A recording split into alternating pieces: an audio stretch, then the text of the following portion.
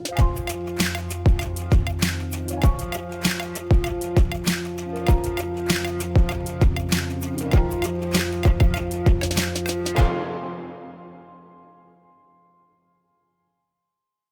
day, everyone, and Happy New Year. I'm Kevin Kajiwara in New York City. Thank you for joining the first Teneo Insights episode of 2026. As we've done in the past, we will kick off our season by assessing the geopolitical dynamics in the year ahead. Joining me today are two colleagues who are leaders of Teneo's Geopolitical Advisory practice. Carsten Nickel directs our research and analysis and specializes in Europe and the UK. He joins us today from London. Emily Stromquist is a managing director in Washington, D.C., and while leading many of our client initiatives, she also focuses on the Middle East and on energy markets more generally. However, given the events over the weekend and that are continuing to play out today, we are going to start today with Venezuela. I'm joined by two other colleagues, Nicholas Watson. He leads Teneo's political risk coverage in Latin America and is based in London, and Nick Zimmerman. He's a senior advisor with our partner firm, WestExec Advisors. Nick served in the Obama White House as the National Security Council Director for Brazil and Southern Cone Affairs. He also served in the Defense Department and was senior policy advisor to the U.S. Ambassador to the United Nations. So thank you all for joining today. And let's jump right into Venezuela. And I cannot help but note that Emily in our Washington office is sitting in front of a picture of Iwo Jima, which was also the name of the boat that Nicolás Maduro was put on leaving Venezuela. Anyway, all planned, of course, by our set designers.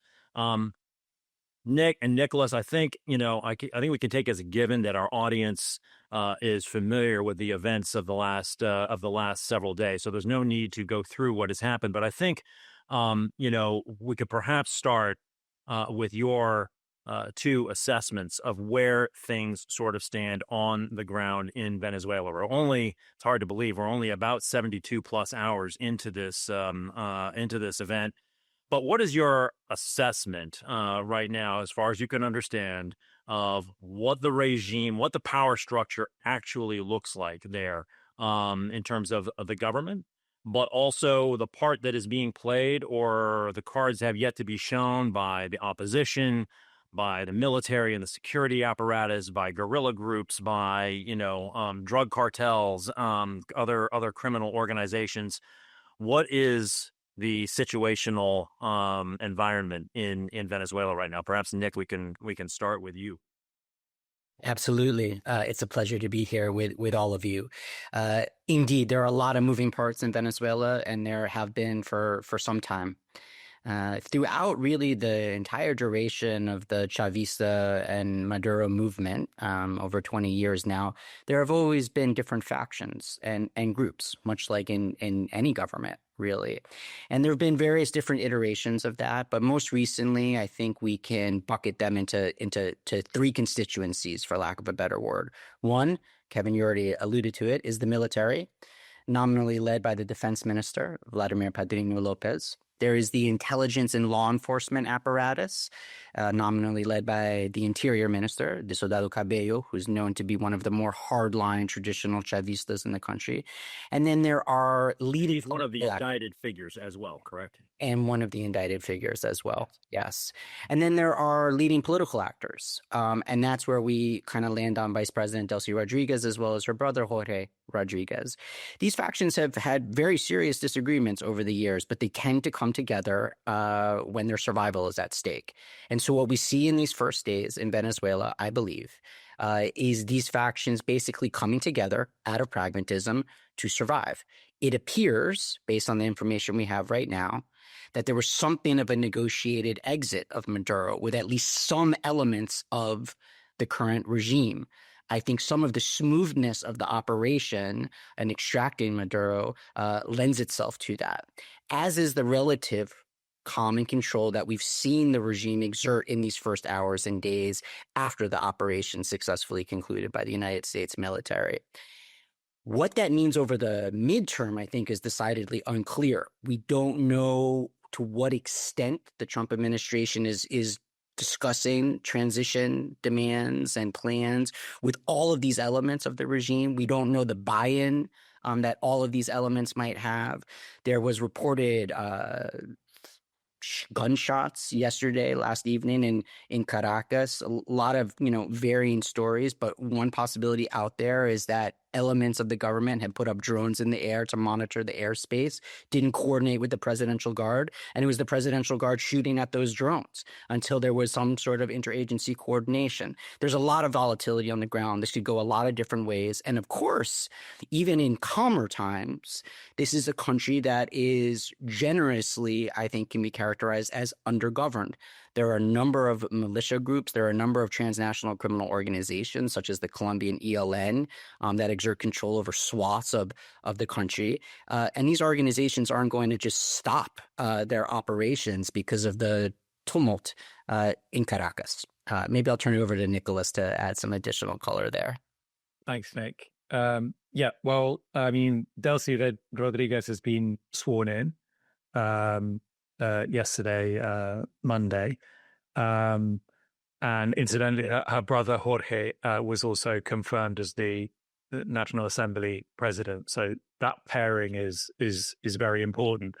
And the gamut of security forces, be they regular or irregular, remain under the control of those two powerful figures that Nick just mentioned, Adriano Lopez and Diosdado Cabello. And they continue to follow orders. And in fact, we've seen these sort of quasi-paramilitary colectivo groups mobilized around Caracas today and during yesterday's swearing-in ceremony. So, I mean, the regime structure is intact with these differences. Obviously, Maduro is no longer at the head of the regime.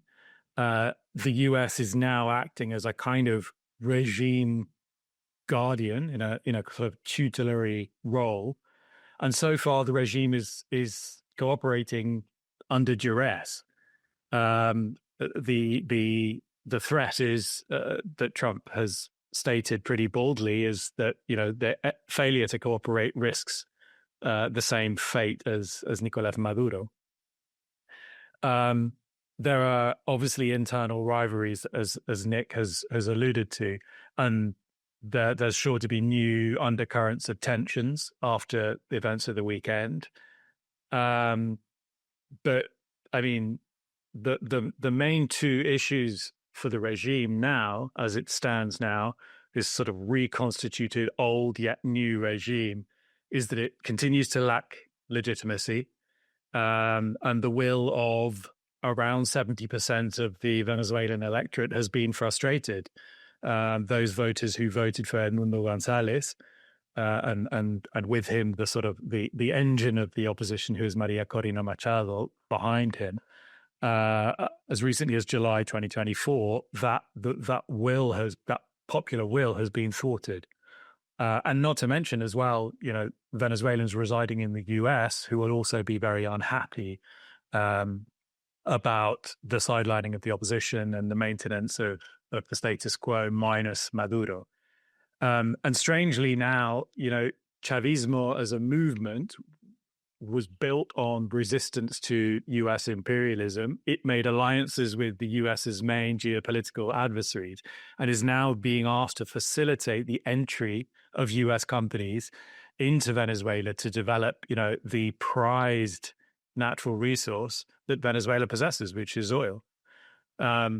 So, I'd just say in summary that the US is prioritizing stability, the opening of the oil sector, and Venezuela's sort of geopolitical realignment over a quick transition to democracy.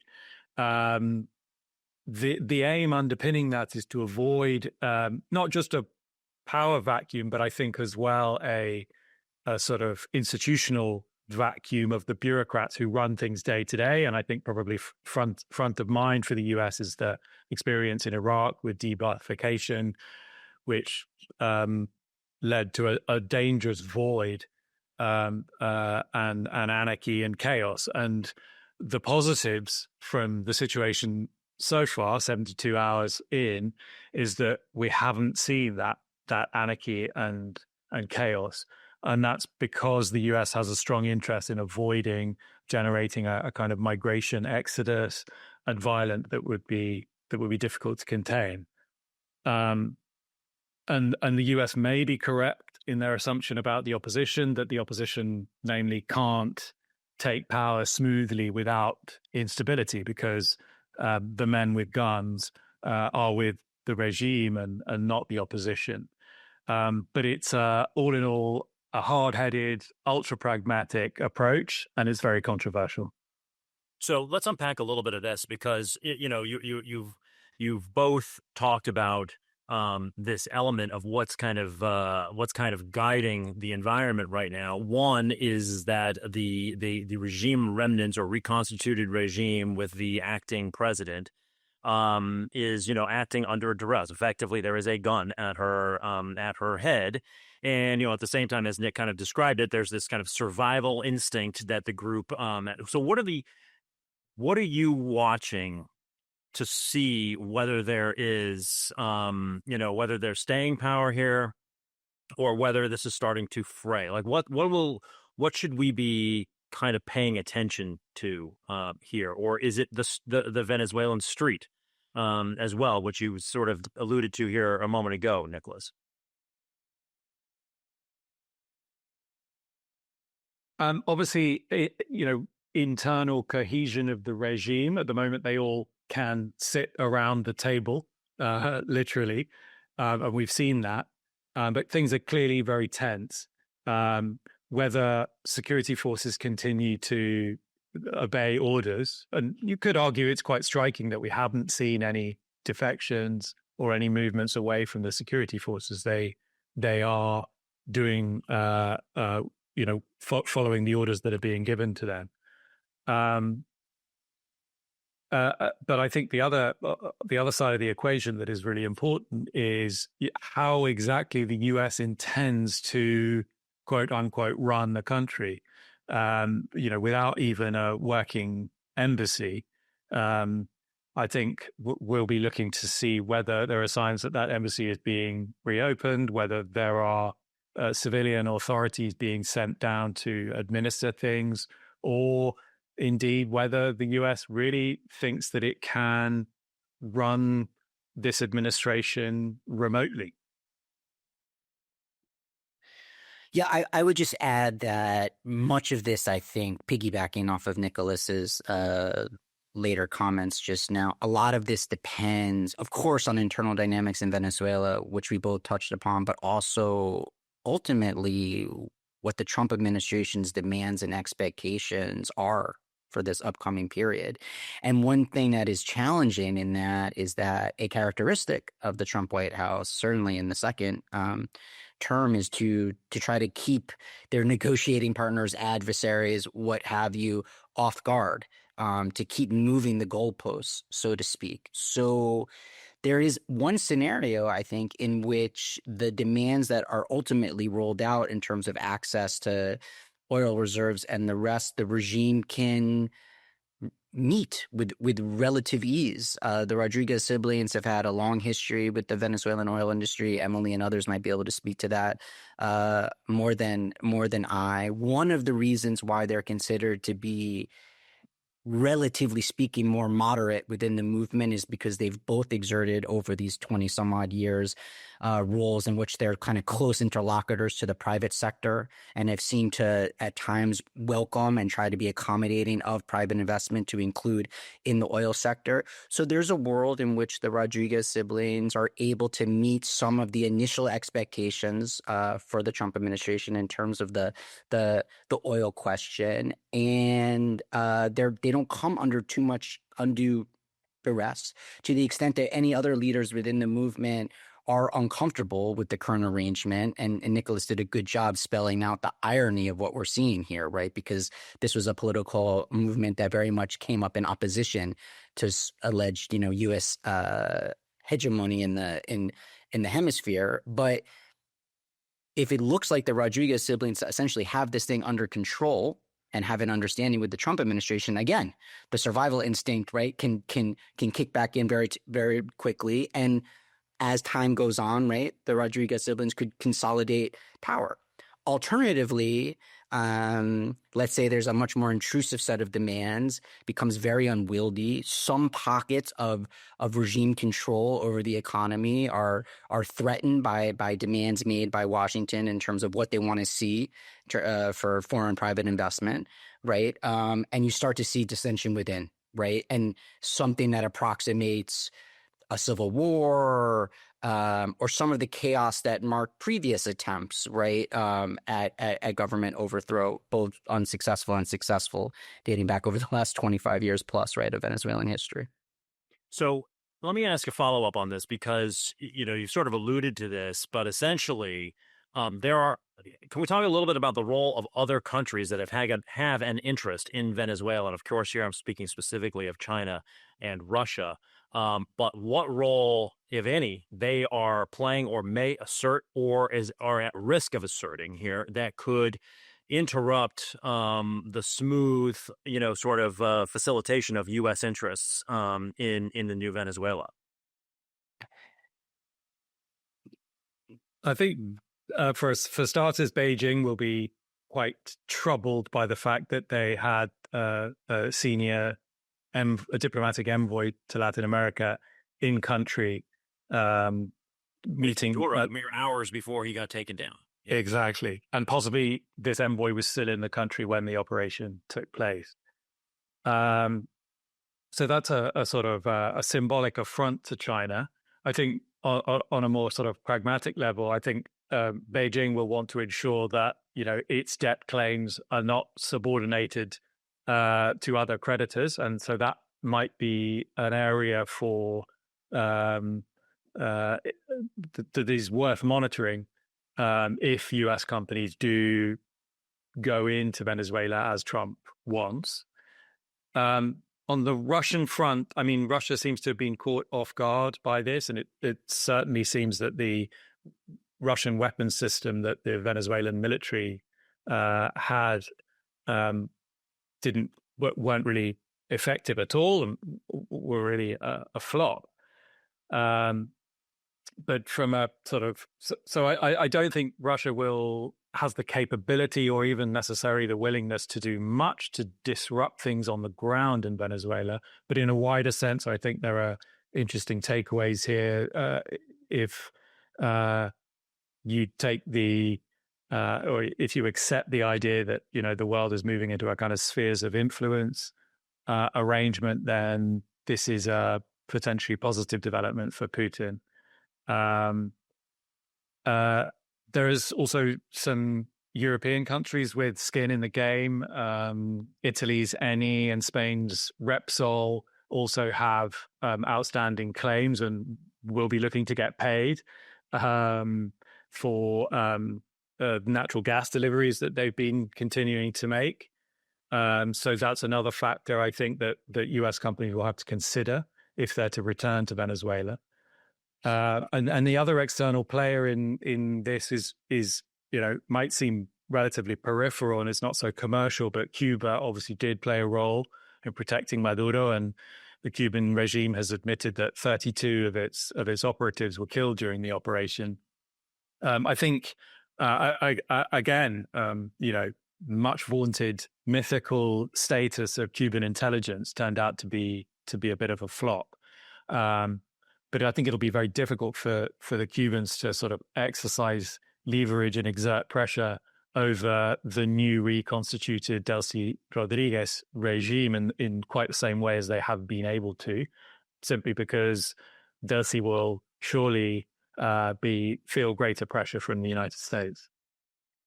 Yeah, ultimately, I think that both Xi and Putin are not really going to stand in the way of what Trump wants to do in Venezuela. I think they both just have too much other business and higher priorities with him. But that's not to say that they won't want some of the insurances that Nicholas just outlined in terms of debt repayments and all of that. China had been hedging on Venezuela for a number of years prior to this. I think they kind of smelled the coffee several years ago.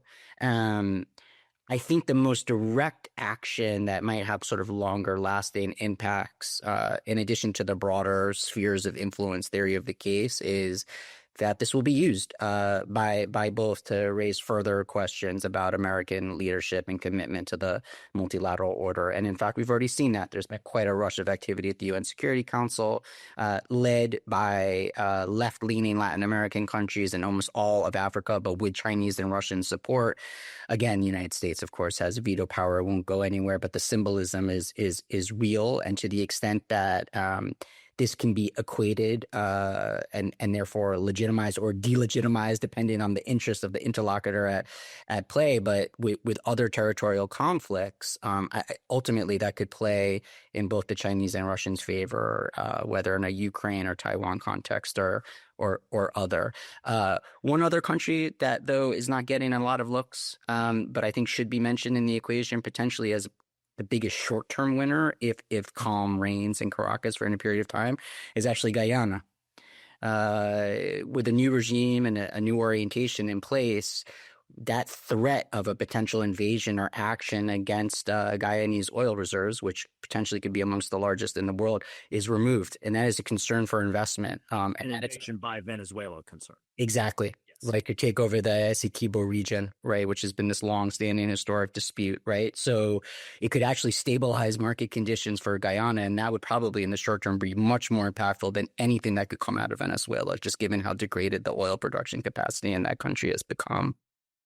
I'd like to bring Emily Stromquist into the conversation now because, for months there have been a variety of rationales given for, our pressure on Venezuela. But in the press conference on Saturday morning, it became very clear that first amongst equals, if not first of and only, was the oil. But estimates of what it will take to increase production in Venezuela, either to suit the those who have a current claim or to rebuild the country, are all over the place, into the tens, even $100+ billion over the next between now and the end of the decade, essentially. Give us your sense of the sort of state of play of the industry and what it would take. And how attractive that is, all things being equal, in an environment where we're looking at sort of sub $60, oil. We're kind of awash in oil in the market at the moment. How would you assess that? The Trump administration's comments have obviously focused very heavily on the oil industry and the U.S. role, although it's still unclear exactly what that might look like. I think it's sort of widely understood by energy analysts that a lot of those ambitions and comments are fairly optimistic. Venezuela's heyday for kind of peak production, 3.5 million barrels per day, was pre-shale boom.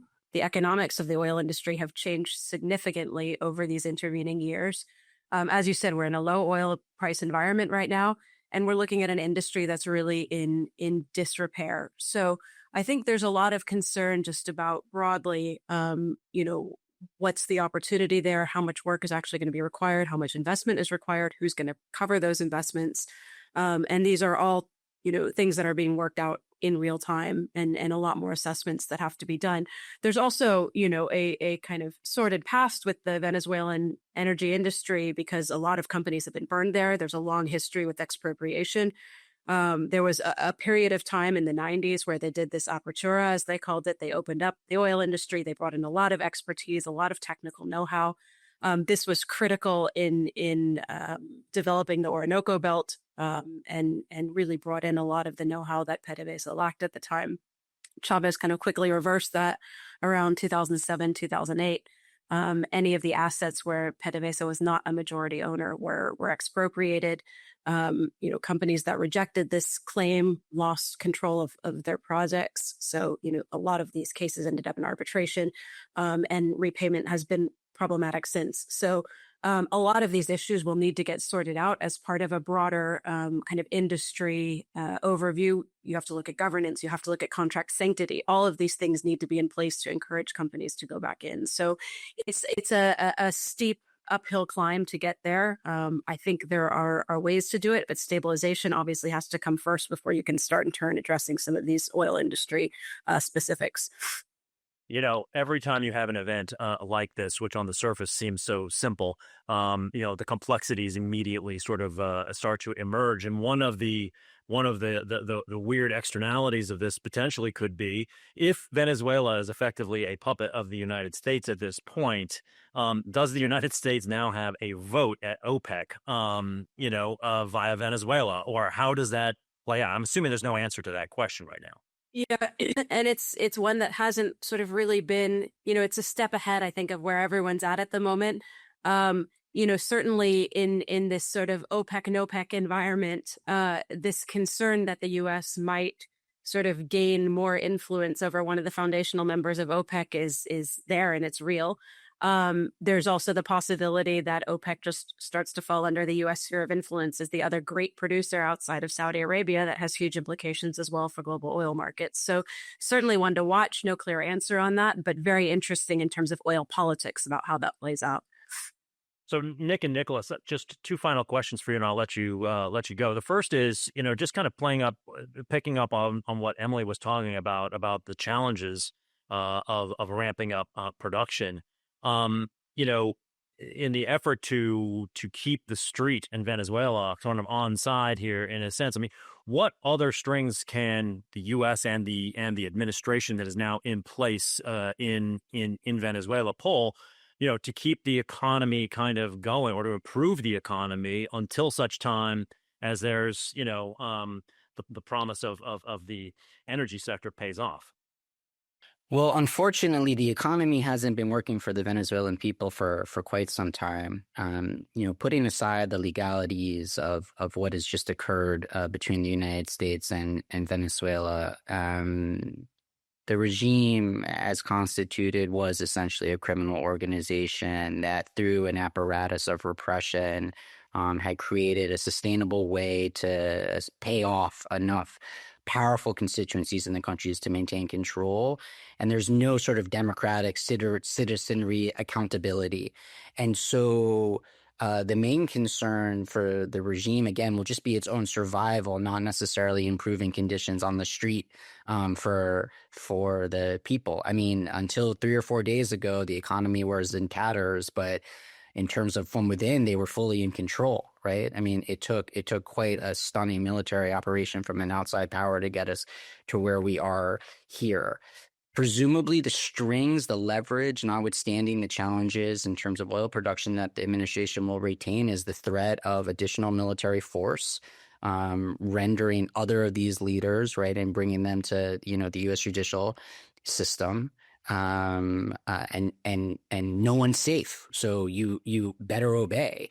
I think the administration could pivot if they start to internalize just how difficult oil wins are going to be. They could start to create other metrics, some of which would be easier for the regime to accomplish than others, right? So one key one would be, taking more and more migrants. Right, another key domestic priority of the Trump administration. That might be a way sort of to placate if the oil equation isn't going in the way that they want. Ultimately, the White House might determine that they need to start moving over some period of time to call for an election, right, which would be another leverage point, right. Just because the opposition, I think, has been a bit stunned by the turns of event doesn't mean that we should rule them out, moving forward. And so there are a lot of different ways that I think the Trump administration will be able to exert leverage. That does not necessarily mean, in fact, I'm skeptical that ruling by proxy via sort of, military threat is going to be particularly effective or efficient over sort of more of the midterm. Right. It feels messy.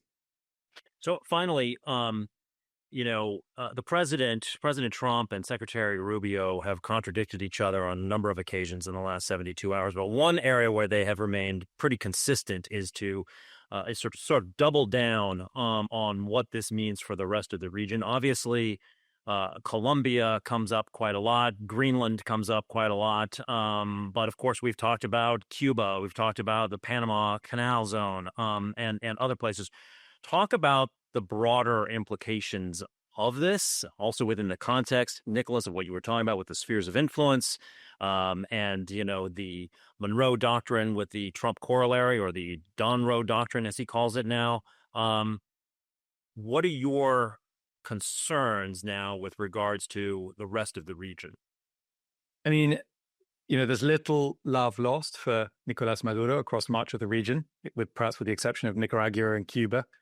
So, most governments and populations will have welcomed Maduro's removal, but a direct U.S. military intervention like this obviously raises concerns across the region about violations of international law, the right to self-determination, the UN Article 2 of the UN's Charter, all of these issues. Where governments are expressing these concerns, they're mostly, with perhaps the exception of Colombia, trying to do so in terms that don't antagonize Trump excessively, because there are costs to doing so, which might materialize in other ways, for example, via trade tariffs, as we've seen play out over the last 12 months.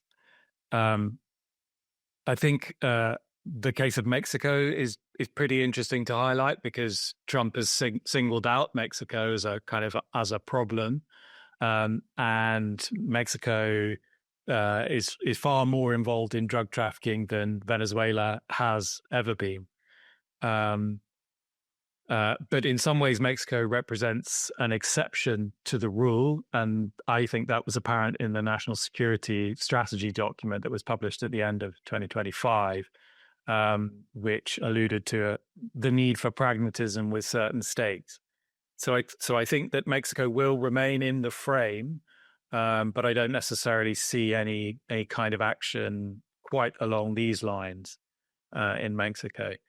Cuba is another interesting case that you mentioned. And actually, at a time when a lot of people are talking about Monroe and the Monroe Doctrine from 1823, there's another sort of lesser known theory by Monroe's successor, John Quincy Adams, which talks about, it's kind of known as the ripe fruit theory. And so, various US presidents have seen Cuba as a kind of ripe apple.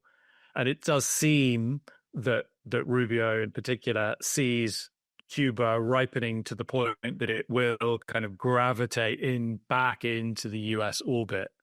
And Cuba is undoubtedly in complete disarray. It's an economic mess right now. It's severe problems, health problems, economic contraction. It's in desperate straits. And the loss of Venezuela as a kind of benefactor state will have major implications. But here again, we see another interconnection into Mexico, because it's actually Mexico that's now providing a lot of crude for Cuba. So we're seeing more and more US pressure on Mexico to cut that particular oil flow. So, it's a much more assertive US, that's clear. And that's a position that's here to stay, and the region is going to adapt to that. In immediate terms, we've got elections in Peru, we've got elections in Colombia, in Brazil during the course of this year. So we'll see what sort of impact that has. I think Colombia will be the most interesting case for that. But, events like this, they'll also take time to play out. For the left in Latin America, which is perhaps not exactly in the doldrums, but on the back foot, I would say, politically across most of the region. An event like this is kind of manna from heaven in a way, because it hits all the buttons and the tropes that the left can sell to its electorate. So even if we don't see immediate political impacts, I think this is going to play out for many years to come. Well, if I may shamelessly quote Winston Churchill, I think, as Nick and Nicholas have demonstrated, this is not the end. This is not the beginning of the end. It may just be the end of the beginning. So we will be following this story going forward, and hopefully have both of them on in the near future as events warrant. So I want to thank Nick and Nicholas for joining us today. Meanwhile, as I said at the top, Teneo has issued its annual year ahead piece for 2026. And I want to bring Carsten and Emily back into the conversation. And, Obviously, 2025 was a year. I don't think you can use language that's too hyperbolic about how sort of disruptive and challenging to our understanding of the way the world operated. And 2026, we're going to start to see the payoff of all of that. And so I think that our thesis this year, going into the year, is essentially that there are three cross currents and interlinked cross currents that are powerful that are going to be playing out here. The rivalries in geopolitics, the disruptive evolution of global trade, and a number of deeper social, economic, and political realignments. And that's the way we're kind of approaching from a top-down perspective the world this year. And Carsten, perhaps you can elaborate on that a little bit and sort of set the stage here for our conversation as we look at this year that has already gotten off to an incredibly dramatic start. Yes, absolutely. Thanks, Kevin.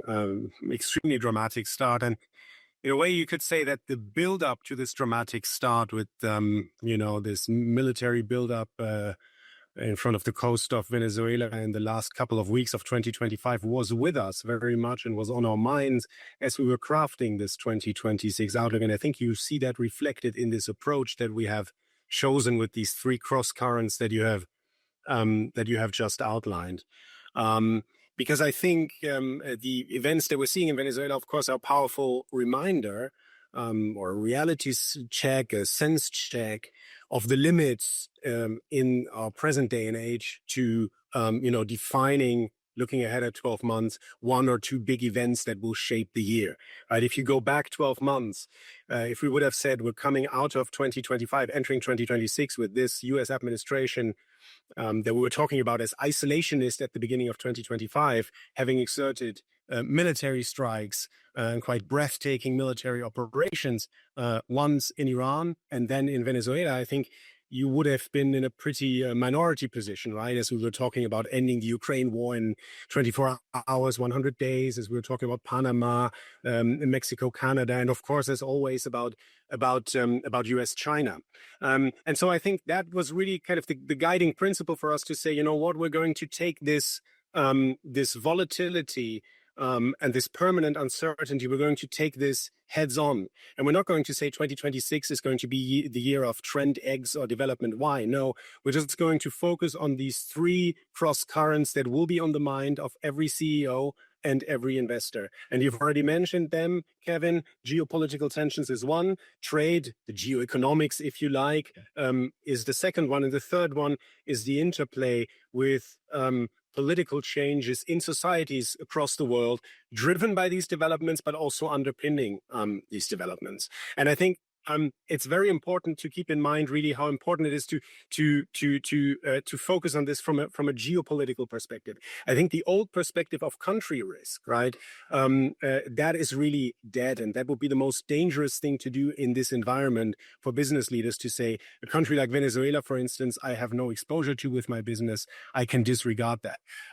Because, of course, we're seeing this live over the last couple of hours, right? Let's just take this example. What has happened now in Venezuela might have very direct consequences for investors in a country such as Denmark, which from the perspective of country risk, right, has very different fundamentals compared to Venezuela. Is really a no-risk case if you look at the degree of political stability, of economic performance, of education levels, and so on and so forth. Yet we are perhaps in a situation where in the coming months, this country might find itself, due to geopolitical changes that have just materialized in Venezuela, kind of on the back of this, Denmark might find itself, as unrealistic as that would have sounded a couple of weeks ago still, in a direct territorial dispute, not with some random neighboring country, not with Russia, no, with the United States of America. And I think that gives an idea of the volatility and uncertainty that we're operating under.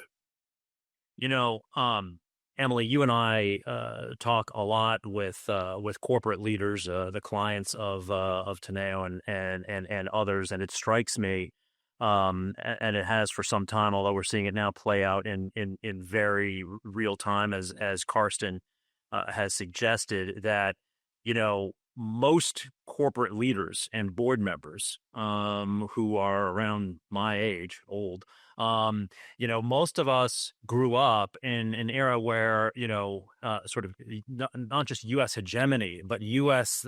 a playing field ripe for corporations in the multinational sphere to take advantage of globalization. That was the playing field. And while there were all kinds of variables out there that corporate leaders needed to make, and obviously they always make decisions in an imperfect information environment, but nonetheless, if there was one thing you could sort of take to the bank, it was the essential contours of the playing field. And that now that is actually changing, and it's changing in real time. And if I may use a overused sports analogy, when everybody says, hey, don't go to where the puck is on the ice, go where the puck is going. Well, the spectrum of puck destinations is actually pretty broad, wide right now. But what's your sense of the grip that corporate America has got on this geopolitical kind of question right now? Yeah, I mean, I think the natural starting point for everyone, if you're using this puck analogy, is always the U.S.-China rivalry as kind of the core of what we're seeing and the change that we're seeing. But it so quickly deviates from there because, between this space, we're seeing increasingly assertive middle powers. We're seeing rogue actors. We're seeing other non-state actors all testing what's kind of seen as a new kind of post-World War II order. Challenging of institutions and norms. And so I think, what's really emerged from that is not just multipolarity, but these spheres of influence that are not so clear cut. There's no clear lines. There's lots of overlap. And I think, I hate to use the Cold War analogy. I think it's one we hear a lot. I know it makes Carsten in particular cringe, but it's, I think it's an important one just to kind of reflect on what the difference perhaps is in what we're seeing right now. And, if you think about kind of the context, Cold War was about nuclear deterrent. Right now, it's based on various economic and commercial interests. It's about an AI race. There's so many things underpinning the U.S.-China rivalry that are not necessarily parallel or congruent. And I think that makes it very difficult to extrapolate from there how this plays out, how it affects these different spheres of influence. And I think that's where a lot of companies are getting stuck right now, is thinking through that next order of what lies beyond the U.S.-China rivalry and how do we prepare for that? How do we address for that? How do we address that? How do we have kind of in place, the optionality to be able to quickly adapt and remain flexible?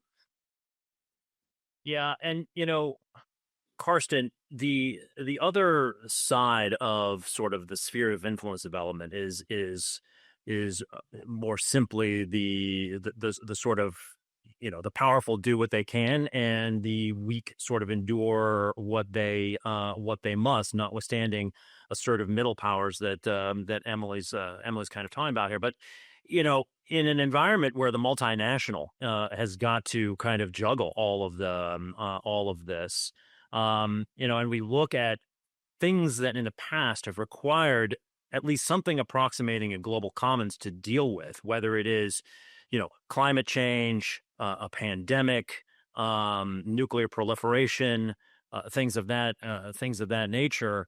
Are all of these things going to have to be just solved based on the individual interests of a couple of the powerful countries? I mean, it seems to me that in a way, the most powerful development on the sort of the climate change front is China's own commercial interest in developing, sustainable energy technologies, and whatnot, but as opposed to any particular caring for the earth, right? So, how do these big picture issues develop in the environment that we're now talking about? Yeah, it looks as if, and I think that is perhaps the difference to the Cold War situation, right? To go back to that Cold War cringe point, that of course back then you had this bipolar situation, right? And you knew where the line in the sand, where the Iron Curtain ran, and so to perhaps some global big problems or whatever, at least you knew between Washington and Moscow who to call, right? What we're looking at here now perhaps is a situation where you're dealing with different regimes in different power blocks. And then, as Emily was, I think, rightly saying, the territorial borders and the territorial reach of these power blocks is not at all clear. And so that sounds very abstract, but it matters, of course, for multinational corporations. If you look at that Asia trip by President Trump late last year, right, making basically offers for new trade deals to several countries in the region.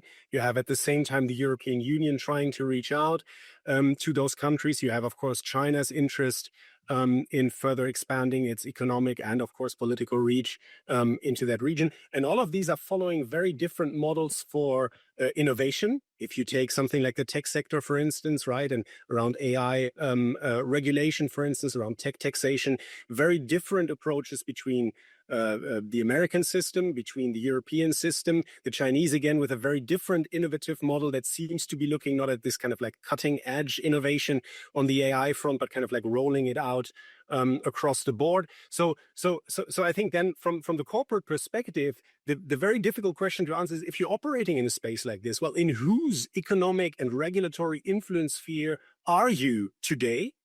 What is the confidence interval that you would put around the answer that you're giving to that question? And how certain are you that your answer will still be the same in 3 months or 3 years from now? And I think that is really the problem that you're looking at from the corporate perspective against this backdrop of, let's say, geopolitical fragmentation, perhaps. Now, Carsten, you spend most of your time on Europe day to day, so I've got to ask you this question. In this emerging spheres of influence kind of environment that we're talking about, it seems to me that one of the big geostrategic losers looks like Europe. And the tragedy being, of course, that the ingredients for success are actually there. But, obviously the Ukraine situation continues on their eastern front, and now you've got pressure, say, on Greenland as an example coming from the other side, and they seem to be stuck between a rock and a hard place. They've got an economic union which they are unable to politically leverage, and now, of course, as the trade war and trade truce between the U.S. and China has taken place, who's taking a lot of that? Those excess Chinese exports, in addition to Southeast Asia, is Europe. And so just, I don't want to focus on any one region too much here, but I do have to ask about where Europe fits into this, because they seem to be on the back foot. Yeah, no, absolutely. And we've been talking about Europe's situation in this new global setup in rather metaphoric terms so far, right, in 2025. Indeed, kind of this place that is caught in the middle. But what does that really mean? Well, with that Greenland speculation now over the last couple of hours and days, I think it becomes real. And there is this scenario of a situation where we're actually talking about, indeed, territorial pressures from the northwestern flank coming from Europe's most important ally, the United States, while at the same time you're in this open battle, basically, over territorial questions with Russia in the East. And I think if that situation were to come to pass, I think you hear a lot of talk in the think tank scene and so on that says, well, then the answer is clear. Europe finally needs to become sovereign and so on and so forth. As you say, Kevin, I think a lot of the ingredients are there. But let's make no mistake, in the short term, this is obviously not an answer that Europe can give, right? I mean, in the short term, what Europe would face in that scenario would be an insurmountable challenge here in terms of the trade-offs that you would be facing, literally balancing territorial claims in Greenland versus Ukraine. Very, very difficult to imagine how that would play out. I do believe that in the medium to longer term, of course, the only answer can be and will be that Europe doubles down indeed on its strategic autonomy agenda, very much in line with traditional French geopolitics, if you like. But the short term to get there could pose some extremely difficult economic and security questions in the coming months.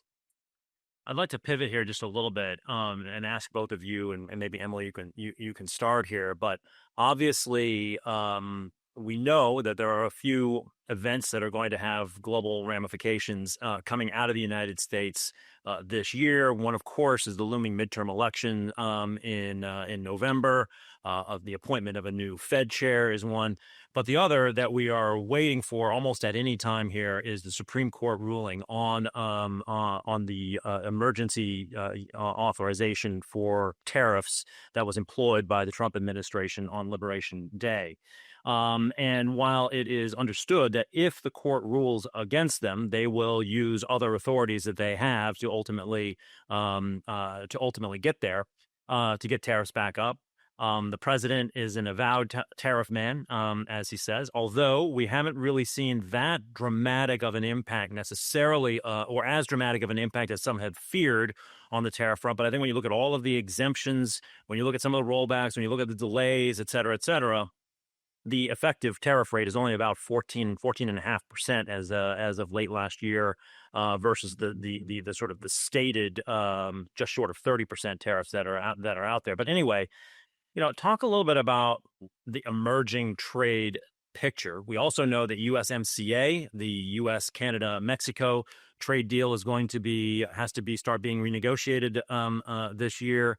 There's other bilateral trade deals that are going on. Like, how is all of this, upsetting the global trade picture, and what is the ramifications then for, not just global trade at a macro level, but global supply chains?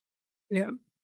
I think it picks up an interesting thread talking about emergency powers from what Carsten was saying, because Europe is one of those regions that's caught in the middle of the Trump tariff policies, and particularly these were assumed to have been aimed primarily at China with knock-on effects across the globe. But the timing of the introduction of the new tariffs under the Trump administration and the use of IEEPA, the Emergency Powers Act, to introduce those really exacerbated what we were seeing as these very kind of fragmented protectionist policies across the globe that have manifested in many different ways. We've seen it with climate and extreme variation in approaches to sustainability, to carbon management. We've seen it with AI, very different applications around, whether these are state-led surveillance tools or they're kind of at the intersection of business and government and capital. And so, I think if anything, the Emergency Powers Act has certainly, or the use of the Emergency Powers Act for tariffs has certainly complicated the outlook for each of those issues and sort of further muddied what was already a very fragmented out picture for trade. Obviously, we do have that decision expected sometime in the next, couple months, by June 2026, no later than June 2026.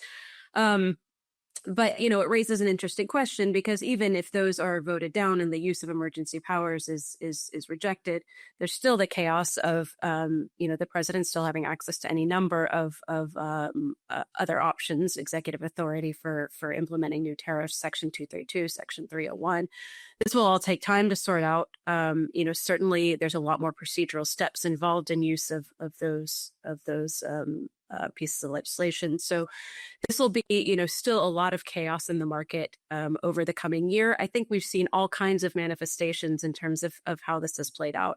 It's certainly complicated USMCA negotiations, which was shocking and difficult. A lot of that may still prove to be targeting China specifically and its role in kind of pursuing these backdoor trade options through Mexico. But it's also pushed other countries to hedge. We've seen this, for instance, in Southeast Asia, trying to carefully balance between U.S. security guarantees and Chinese influence in the region. We've seen it very profoundly with India reaching out for deals with Canada, with the EU. And in the Middle East as well is another great example of a region that's really trying to navigate current chaos by sort of taking what it needs, the bits and pieces it needs from both of these kind of poles. And I think another great example, Brazil is kind of an outlier in Latin America in its ability and leverage to negotiate its own trade agreements.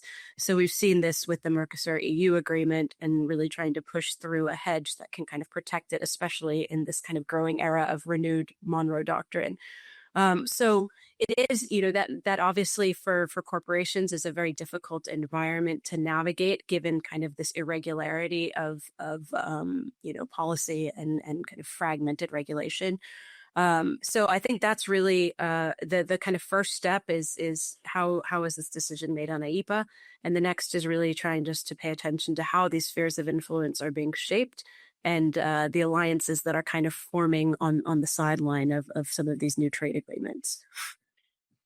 Carsten, Emily used the word hedge, and it seems to me that it would be the height of sort of political malpractice for a national leader today to not consider how to hedge or thread the needle between the various large powers. But it seems to me that a country's ability to successfully do so is sort of a function of everything from size and scale to endowment with natural resources to, distance from it's one thing to be Brazil, it's another thing to be Mexico, right? And, is that, are those the key variable in addition to competent leadership and sort of competent diplomatic agility? But are those the ingredients that dictate whether a country can hedge between the United States and China? Yeah, all of those absolutely important. And let's add on top of that basically our third cross current, which is the kind of domestic realignments, right? So what is your political space actually that you have at home in order to be signing some of those trade agreements that Emily was just talking about, right? So you were referring to EU Mercosur. That has been an epic battle that is actually still going on as we're talking here about ratifying that on the basis of domestic politics. Many of these places in Asia are going through very interesting periods in their domestic politics with elections in Thailand, with corruption allegations going on in the Philippines. So kind of the question of domestic political space that you have to make these longer term changes to potentially take a shorter term hit.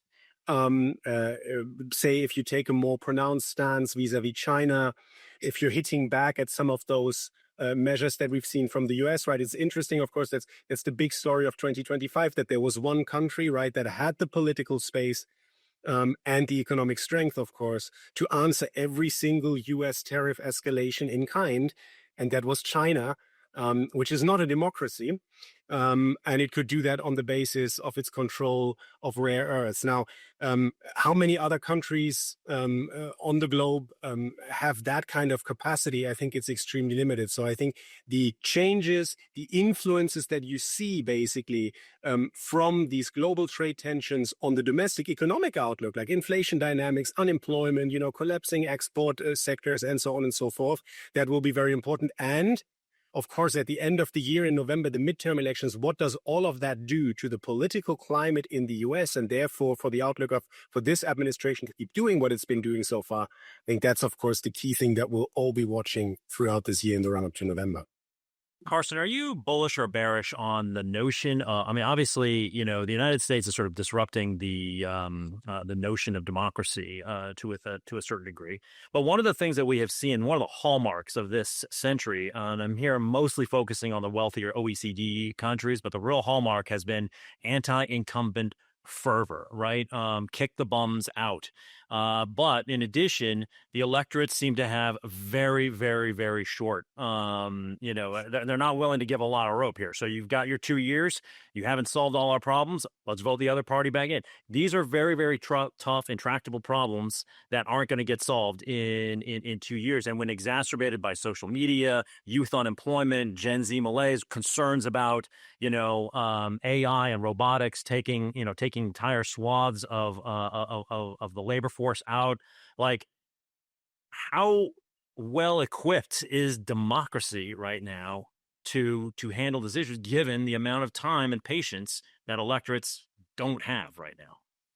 Yeah, absolutely. I mean, that is, of course, one of the big macro questions that will not get answered in 2026, right? Where we'll be collecting additional data points.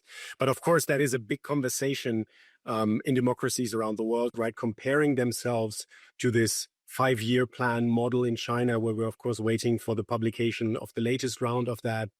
Where we're all now in this situation where we're saying, well, the bet on EVs, for instance, in China, that has clearly paid off. And now they seem to be in the mood for doing the same on the AI front. How will democracies be able to keep up with this? At the end of the day, I think the bet is one on the power of this system for self-correction.